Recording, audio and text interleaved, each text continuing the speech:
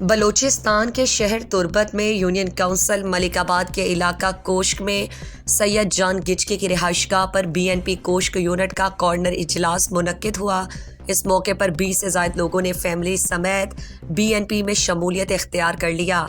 इलाही बख्श की सरबराही में इमाम बख्श, कादिर बख्श, अल्लाह बख्श, मोहम्मद यूनस, शौकत समेत 20 से ज़ायद लोगों ने सैयद एहसान शाह की क़यादत पर एतमाद करते हुए बीएनपी में शमूलियत इख्तियार कर लिया। इस मौके पर मकरान की नामवर सियासी और कबायली शख्सियत Mir Imam Yaqub Bizenjo, doctor Ghafoor Baloch, Mir Ghafoor Ahmed Bizenjo, Syed Jan Gichki, engineer Gahram Gichki, Zakir Maqsoodi, Mohammad Tahir, Abid Baloch, DK Baloch और दीगर मौजूद थे।